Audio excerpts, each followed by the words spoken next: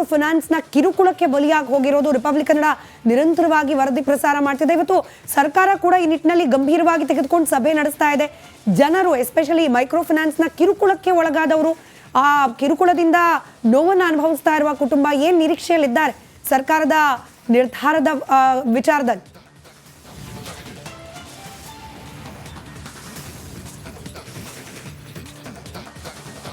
ಖಂಡಿತ ಸ್ಮಿತಾ, ಬೆಳಗಾವಿ ಜಿಲ್ಲೆಯಲ್ಲಿ ಕೂಡ ಈ ಫೈನಾನ್ಸ್ ಹಾವಳಿ ಹೆಚ್ಚಾಗಿರುವಂಥದ್ದು. ಅದರಲ್ಲಿ ಪ್ರಮುಖವಾಗಿ ಚಿಕ್ಕೋಡಿ ವಿಭಾಗದಲ್ಲಿ ಕೂಡ ಓರ್ವ ಮಹಿಳೆ ಆತ್ಮಹತ್ಯೆಗೆ ಶರಣಾಗಿರುವಂಥದ್ದು ಮತ್ತು ಜೊತೆಗೆ ಬಾಣಂತಿಯನ್ನು ಮನೆಯಿಂದ ಹೊರ ಹಾಕಿರುವ ಪ್ರಕರಣ ಇರ್ಬೋದು, ಅಥವಾ ಮನೆಯಲ್ಲಿ ಯಾರೂ ಇಲ್ಲದಂಥ ಸಂದರ್ಭದಲ್ಲಿ ಮನೆಯನ್ನು ಸೀಜ್ ಮಾಡಿ ಸಾಕಷ್ಟು ಕಿರುಕುಳವನ್ನು ಈ ಫೈನಾನ್ಸ್ ಕಂಪನಿಗಳು ಮಾಡ್ತಿವೆ. ಹೀಗಾಗಿ ಅವರಿಂದ ರಕ್ಷಣೆ ಬೇಕು ಅನ್ನೋ ನಿಟ್ಟಿನಲ್ಲಿ ಕೂಡ ಈಗ ಸಾಕಷ್ಟು ಮಹಿಳೆಯರು ಕೂಡ ಈಗ ಸರ್ಕಾರದ ಬಾಗಿಲನ್ನು ತಟ್ಟಿದ್ದಾರೆ. ಪ್ರತಿದಿನ ಕೂಡ ಬೆಳಗಾವಿಯ DC ಕಚೇರಿಗೆ ಬರ್ತಾರೆ ಮತ್ತು ಬಹುತೇಕ ರಾಜ್ಯದಲ್ಲಿ ಕೂಡ ಸಾಕಷ್ಟು ಕಡೆಗಳಲ್ಲಿ ಈ ರೀತಿಯಾಗಿ ಪ್ರಕರಣಗಳು ಹೆಚ್ಚಾಗ್ತವೆ. ಹೀಗಾಗಿ ಸರ್ಕಾರ ಕೂಡ ಇವರ ವಿರುದ್ಧ ಕಠಿಣವಾದಂಥ ಕ್ರಮವನ್ನು ಕೈಗೊಳ್ಳಬೇಕು ಅನ್ನೋ ನಿಟ್ಟಿನಲ್ಲಿ ಸಾಕಷ್ಟು ಒತ್ತಾಯ ಕೂಡ ಕೇಳಿ ಬರ್ತಾ ಇದೆ. ಅದರಲ್ಲಿ ಪ್ರಮುಖವಾಗಿ ಬಡ್ಡಿ ರಹಿತ ಮತ್ತು ಬಡ್ಡಿ ಸಹಿತ ಅನ್ನೋ ನಿಟ್ಟಿನಲ್ಲಿ ಏನು ಸಾಲ ಅಥವಾ ಭದ್ರತಾ ಸಾಲವನ್ನು ಏನು ತೆಗೆದುಕೊಳ್ತಾರೆ ಅದು ಕೇವಲ ಏನು 16% ಇರುತ್ತೆ ಮತ್ತು ಜೊತೆಗೆ ಇನ್ನೊಂದು 14%. ಅದರ ಮೀರಿದಂತೆ ಇವರು ಬಡ್ಡಿ ಸಾಲವನ್ನು ತೆಗೆದುಕೊಳ್ಬಾರ್ದು. ಹಾಗಾಗಿ ಅದನ್ನು ಮೀರಿ ಏನಾದರೂ ಯಾರಾದರೂ ಈ ಸಾಲವನ್ನು ತೆಗೆದುಕೊಂಡಿದ್ದೆ ಆದರೆ ಅವರ ವಿರುದ್ಧ ನಮಗೆ ದೂರನ್ನು ಕೊಡಿ ಮತ್ತು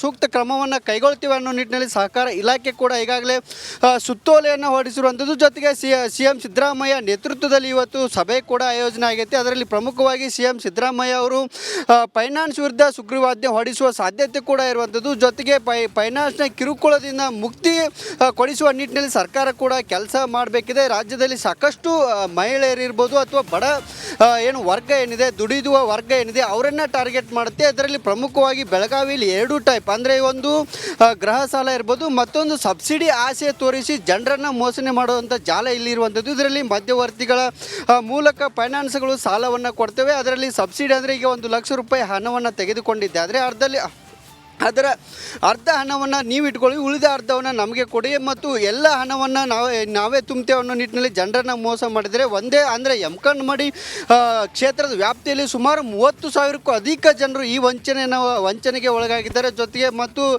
ಇಲ್ಲಿ ಬೆಳಗಾವಿ ತಾಲೂಕಿನಲ್ಲಿ ಒಬ್ಬ 19 ಕೋಟಿ ವಂಚನೆ ಮಾಡುವಂಥ ಸಾಕಷ್ಟು ಪ್ರಕರಣಗಳು ಬಂದಿವೆ. ಇದೆಲ್ಲದೂ ಕೂಡ ಮುಕ್ತಿ ಆಡೋದಕ್ಕೆ ಕೂಡ ಸರ್ಕಾರ ಮುಂದಾಗಬೇಕು ಮತ್ತು ಏನು ನಿರಂತರವಾಗಿ ಕಿರುಕುಳವನ್ನು ಕೊಡ್ತಾರೆ ಈ ಫೈನಾನ್ಸರು, ಅದಕ್ಕೆ ಸರ್ಕಾರ ಕೂಡ ಕಠಿಣ ಕ್ರಮಕ್ಕೆ ಮುಂದಾಗಬೇಕು ಮತ್ತು ಏನು ಸಲೀಸಾಗಿ ಸಾಲವನ್ನು ಕೊಡ್ತಾರೆ ಅಂದರೆ ಆಧಾರ್ ಕಾರ್ಡ್ ಇರ್ಬೋದು, ರೇಷನ್ ಕಾರ್ಡ್ ಇರ್ಬೋದು, ಯಾವುದೇ ರೀತಿಯಾದಂಥ ಇವರು ದಾಖಲಾತಿ ಪತ್ರಗಳನ್ನು ತೆಗೆದುಕೊಳ್ಳದೆ ಸಲೀಸಾಗಿ ಸಾಲವನ್ನು ಕೊಡ್ತಾರೆ. ಅದೇ ಸಾಕಷ್ಟು ನಿಯಮಗಳನ್ನು ಪಾಲನೆ ಮಾಡಬೇಕು. ಆದರೆ ಯಾವ ನಿಯಮಗಳನ್ನು ಕೂಡ ಈ ಫೈನಾನ್ಸ್ಗಳು ಏನು ಪಾಲನೆ ಮಾಡೋದಿಲ್ಲ. ಹೀಗಾಗಿ ಅವಕ್ಕೆಲ್ಲಕ್ಕೂ ಕೂಡ ಕಡಿವಾಣ ಹಾಕುವ ನಿಟ್ಟಿನಲ್ಲಿ ಸರ್ಕಾರ ಕೂಡ ಕೆಲಸ ಮಾಡಬೇಕಿದೆ. ಸ್ಮಿತಾ, ರೈಟ್, ಧನ್ಯವಾದ ಅಭಿಷೇಕ್. ಹಾಗೆ ಮೈಲಾರಿ, ಇಬ್ಬರಿಗೂ ಫೈನಾನ್ಸ್ನ ಕಿರುಕುಳಕ್ಕೆ ಬಲಿಯಾಗಿ ಹೋಗಿರೋದು ರಿಪಬ್ಲಿಕ್ ಕನ್ನಡ ನಿರಂತರವಾಗಿ ವರದಿ ಪ್ರಸಾರ ಮಾಡ್ತಿದೆ. ಇವತ್ತು ಸರ್ಕಾರ ಕೂಡ ಈ ನಿಟ್ಟಿನಲ್ಲಿ ಗಂಭೀರವಾಗಿ ತೆಗೆದುಕೊಂಡು ಸಭೆ ನಡೆಸ್ತಾ ಇದೆ.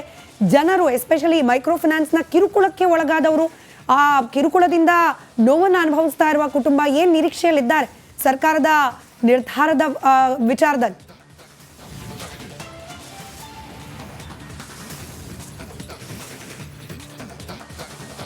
ಖಂಡಿತ ಸ್ಮಿತಾ, ಬೆಳಗಾವಿ ಜಿಲ್ಲೆಯಲ್ಲಿ ಕೂಡ ಈ ಫೈನಾನ್ಸ್ ಹಾವಳಿ ಹೆಚ್ಚಾಗಿರುವಂಥದ್ದು. ಅದರಲ್ಲಿ ಪ್ರಮುಖವಾಗಿ ಚಿಕ್ಕೋಡಿ ವಿಭಾಗದಲ್ಲಿ ಕೂಡ ಓರ್ವ ಮಹಿಳೆ ಆತ್ಮಹತ್ಯೆಗೆ ಶರಣಾಗಿರುವಂಥದ್ದು ಮತ್ತು ಜೊತೆಗೆ ಬಾಣಂತಿಯನ್ನು ಮನೆಯಿಂದ ಹೊರ ಹಾಕಿರುವ ಪ್ರಕರಣ ಇರ್ಬೋದು, ಅಥವಾ ಮನೆಯಲ್ಲಿ ಯಾರೂ ಇಲ್ಲದಂಥ ಸಂದರ್ಭದಲ್ಲಿ ಮನೆಯನ್ನು ಸೀಜ್ ಮಾಡಿ ಸಾಕಷ್ಟು ಕಿರುಕುಳವನ್ನು ಈ ಫೈನಾನ್ಸ್ ಕಂಪನಿಗಳು ಮಾಡ್ತಿವೆ. ಹೀಗಾಗಿ ಅವರಿಂದ ರಕ್ಷಣೆ ಬೇಕು ಅನ್ನೋ ನಿಟ್ಟಿನಲ್ಲಿ ಕೂಡ ಈಗ ಸಾಕಷ್ಟು ಮಹಿಳೆಯರು ಕೂಡ ಈಗ ಸರ್ಕಾರದ ಬಾಗಿಲನ್ನು ತಟ್ಟಿದ್ದಾರೆ. ಪ್ರತಿದಿನ ಕೂಡ ಬೆಳಗಾವಿಯ DC ಕಚೇರಿಗೆ ಬರ್ತಾರೆ ಮತ್ತು ಬಹುತೇಕ ರಾಜ್ಯದಲ್ಲಿ ಕೂಡ ಸಾಕಷ್ಟು ಕಡೆಗಳಲ್ಲಿ ಈ ರೀತಿಯಾಗಿ ಪ್ರಕರಣಗಳು ಹೆಚ್ಚಾಗ್ತವೆ. ಹೀಗಾಗಿ ಸರ್ಕಾರ ಕೂಡ ಇವರ ವಿರುದ್ಧ ಕಠಿಣವಾದಂಥ ಕ್ರಮವನ್ನು ಕೈಗೊಳ್ಳಬೇಕು ಅನ್ನೋ ನಿಟ್ಟಿನಲ್ಲಿ ಸಾಕಷ್ಟು ಒತ್ತಾಯ ಕೂಡ ಕೇಳಿ ಬರ್ತಾ ಇದೆ. ಅದರಲ್ಲಿ ಪ್ರಮುಖವಾಗಿ ಬಡ್ಡಿ ರಹಿತ ಮತ್ತು ಬಡ್ಡಿ ಸಹಿತ ಅನ್ನೋ ನಿಟ್ಟಿನಲ್ಲಿ ಏನು ಸಾಲ ಅಥವಾ ಭದ್ರತಾ ಸಾಲವನ್ನು ಏನು ತೆಗೆದುಕೊಳ್ತಾರೆ ಅದು ಕೇವಲ ಏನು 16% ಇರುತ್ತೆ ಮತ್ತು ಜೊತೆಗೆ ಇನ್ನೊಂದು 14%. ಅದರ ಮೀರಿದಂತೆ ಇವರು ಬಡ್ಡಿ ಸಾಲವನ್ನು ತೆಗೆದುಕೊಳ್ಬಾರ್ದು. ಹಾಗಾಗಿ ಅದನ್ನು ಮೀರಿ ಏನಾದರೂ ಯಾರಾದರೂ ಈ ಸಾಲವನ್ನು ತೆಗೆದುಕೊಂಡು ತೆಗೆದುಕೊಂಡಿದ್ದೆ ಆದರೆ ಅವರ ವಿರುದ್ಧ ನಮಗೆ ದೂರನ್ನು ಕೊಡಿ ಮತ್ತು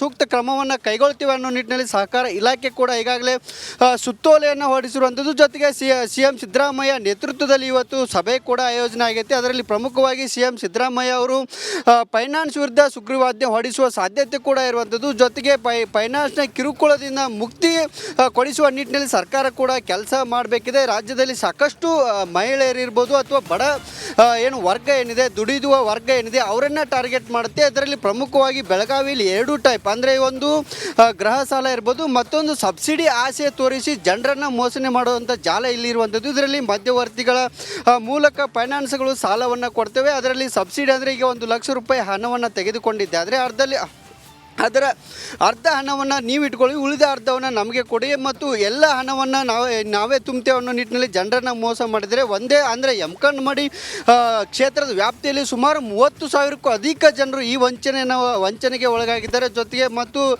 ಇಲ್ಲಿ ಬೆಳಗಾವಿ ತಾಲೂಕಿನಲ್ಲಿ ಒಬ್ಬ 19 ಕೋಟಿ ವಂಚನೆ ಮಾಡುವಂಥ ಸಾಕಷ್ಟು ಪ್ರಕರಣಗಳು ಬಂದಿವೆ. ಇದೆಲ್ಲದೂ ಕೂಡ ಮುಕ್ತಿ ಆಡೋದಕ್ಕೆ ಕೂಡ ಸರ್ಕಾರ ಮುಂದಾಗಬೇಕು ಮತ್ತು ಏನು ನಿರಂತರವಾಗಿ ಕಿರುಕುಳವನ್ನು ಕೊಡ್ತಾರೆ ಈ ಫೈನಾನ್ಸರು, ಅದಕ್ಕೆ ಸರ್ಕಾರ ಕೂಡ ಕಠಿಣ ಕ್ರಮಕ್ಕೆ ಮುಂದಾಗಬೇಕು ಮತ್ತು ಏನು ಸಲೀಸಾಗಿ ಸಾಲವನ್ನು ಕೊಡ್ತಾರೆ ಅಂದರೆ ಆಧಾರ್ ಕಾರ್ಡ್ ಇರ್ಬೋದು, ರೇಷನ್ ಕಾರ್ಡ್ ಇರ್ಬೋದು, ಯಾವುದೇ ರೀತಿಯಾದಂಥ ಇವರು ದಾಖಲಾತಿ ಪತ್ರಗಳನ್ನು ತೆಗೆದುಕೊಳ್ಳದೆ ಸಲೀಸಾಗಿ ಸಾಲವನ್ನು ಕೊಡ್ತಾರೆ. ಅದೇ ಸಾಕಷ್ಟು ನಿಯಮಗಳನ್ನು ಪಾಲನೆ ಮಾಡಬೇಕು. ಆದರೆ ಯಾವ ನಿಯಮಗಳನ್ನು ಕೂಡ ಈ ಫೈನಾನ್ಸ್ಗಳು ಪಾಲನೆ ಮಾಡೋದಿಲ್ಲ. ಹೀಗಾಗಿ ಅವಕ್ಕೆಲ್ಲಕ್ಕೂ ಕೂಡ ಕಡಿವಾಣ ಹಾಕುವ ನಿಟ್ಟಿನಲ್ಲಿ ಸರ್ಕಾರ ಕೂಡ ಕೆಲಸ ಮಾಡಬೇಕಿದೆ. ಸ್ಮಿತಾ.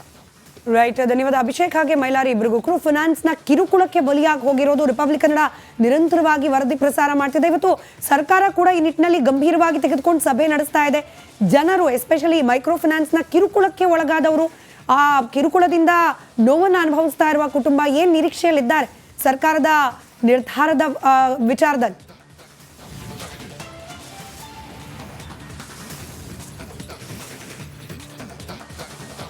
ಖಂಡಿತ ಸ್ಮಿತಾ, ಬೆಳಗಾವಿ ಜಿಲ್ಲೆಯಲ್ಲಿ ಕೂಡ ಈ ಫೈನಾನ್ಸ್ ಹಾವಳಿ ಹೆಚ್ಚಾಗಿರುವಂಥದ್ದು. ಅದರಲ್ಲಿ ಪ್ರಮುಖವಾಗಿ ಚಿಕ್ಕೋಡಿ ವಿಭಾಗದಲ್ಲಿ ಕೂಡ ಓರ್ವ ಮಹಿಳೆ ಆತ್ಮಹತ್ಯೆಗೆ ಶರಣಾಗಿರುವಂಥದ್ದು ಮತ್ತು ಜೊತೆಗೆ ಬಾಣಂತಿಯನ್ನು ಮನೆಯಿಂದ ಹೊರ ಹಾಕಿರುವ ಪ್ರಕರಣ ಇರ್ಬೋದು ಅಥವಾ ಮನೆಯಲ್ಲಿ ಯಾರೂ ಇಲ್ಲದಂಥ ಸಂದರ್ಭದಲ್ಲಿ ಮನೆಯನ್ನು ಸೀಜ್ ಮಾಡಿ ಸಾಕಷ್ಟು ಕಿರುಕುಳವನ್ನು ಈ ಫೈನಾನ್ಸ್ ಕಂಪನಿಗಳು ಮಾಡ್ತಿವೆ. ಹೀಗಾಗಿ ಅವರಿಂದ ರಕ್ಷಣೆ ಬೇಕು ಅನ್ನೋ ನಿಟ್ಟಿನಲ್ಲಿ ಕೂಡ ಈಗ ಸಾಕಷ್ಟು ಮಹಿಳೆಯರು ಕೂಡ ಈಗ ಸರ್ಕಾರದ ಬಾಗಿಲನ್ನು ತಟ್ಟಿದ್ದಾರೆ. ಪ್ರತಿದಿನ ಕೂಡ ಬೆಳಗಾವಿಯ DC ಕಚೇರಿಗೆ ಬರ್ತಾರೆ ಮತ್ತು ಬಹುತೇಕ ರಾಜ್ಯದಲ್ಲಿ ಕೂಡ ಸಾಕಷ್ಟು ಕಡೆಗಳಲ್ಲಿ ಈ ರೀತಿಯಾಗಿ ಪ್ರಕರಣಗಳು ಹೆಚ್ಚಾಗ್ತವೆ. ಹೀಗಾಗಿ ಸರ್ಕಾರ ಕೂಡ ಇವರ ವಿರುದ್ಧ ಕಠಿಣವಾದಂಥ ಕ್ರಮವನ್ನು ಕೈಗೊಳ್ಳಬೇಕು ಅನ್ನೋ ನಿಟ್ಟಿನಲ್ಲಿ ಸಾಕಷ್ಟು ಒತ್ತಾಯ ಕೂಡ ಕೇಳಿ ಬರ್ತಾ ಇದೆ. ಅದರಲ್ಲಿ ಪ್ರಮುಖವಾಗಿ ಬಡ್ಡಿ ರಹಿತ ಮತ್ತು ಬಡ್ಡಿ ಸಹಿತ ಅನ್ನೋ ನಿಟ್ಟಿನಲ್ಲಿ ಏನು ಭದ್ರತಾ ಸಾಲವನ್ನು ಏನು ತೆಗೆದುಕೊಳ್ತಾರೆ ಅದು ಕೇವಲ 16% ಇರುತ್ತೆ ಮತ್ತು ಜೊತೆಗೆ ಇನ್ನೊಂದು 14% ಅದರ ಮೀರಿದಂತೆ ಇವರು ಬಡ್ಡಿ ಸಾಲವನ್ನು ತೆಗೆದುಕೊಳ್ಬಾರ್ದು. ಹಾಗಾಗಿ ಅದನ್ನು ಮೀರಿ ಯಾರಾದರೂ ಈ ಸಾಲವನ್ನು ತೆಗೆದುಕೊಂಡಿದ್ದೆ ಆದರೆ ಅವರ ವಿರುದ್ಧ ನಮಗೆ ದೂರನ್ನು ಕೊಡಿ ಮತ್ತು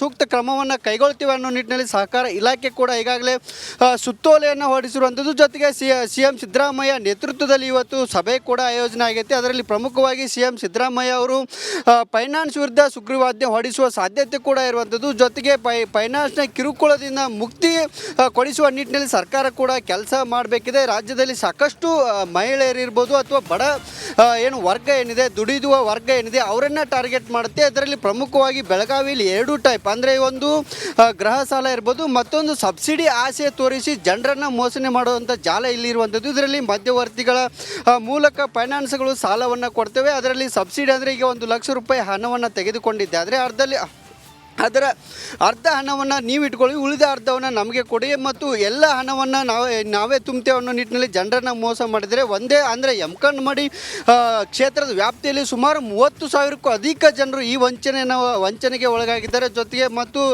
ಇಲ್ಲಿ ಬೆಳಗಾವಿ ತಾಲೂಕಿನಲ್ಲಿ ಒಬ್ಬ 19 ಕೋಟಿ ವಂಚನೆ ಮಾಡುವಂಥ ಸಾಕಷ್ಟು ಪ್ರಕರಣಗಳು ಬಂದಿವೆ. ಇದೆಲ್ಲದೂ ಕೂಡ ಮುಕ್ತಿ ಆಡೋದಕ್ಕೆ ಕೂಡ ಸರ್ಕಾರ ಮುಂದಾಗಬೇಕು ಮತ್ತು ಏನು ನಿರಂತರವಾಗಿ ಕಿರುಕುಳವನ್ನು ಕೊಡ್ತಾರೆ ಈ ಫೈನಾನ್ಸರು, ಅದಕ್ಕೆ ಸರ್ಕಾರ ಕೂಡ ಕಠಿಣ ಕ್ರಮಕ್ಕೆ ಮುಂದಾಗಬೇಕು ಮತ್ತು ಏನು ಸಲೀಸಾಗಿ ಸಾಲವನ್ನು ಕೊಡ್ತಾರೆ ಅಂದರೆ ಆಧಾರ್ ಕಾರ್ಡ್ ಇರ್ಬೋದು, ರೇಷನ್ ಕಾರ್ಡ್ ಇರ್ಬೋದು, ಯಾವುದೇ ರೀತಿಯಾದಂಥ ಇವರು ದಾಖಲಾತಿ ಪತ್ರಗಳನ್ನು ತೆಗೆದುಕೊಳ್ಳದೆ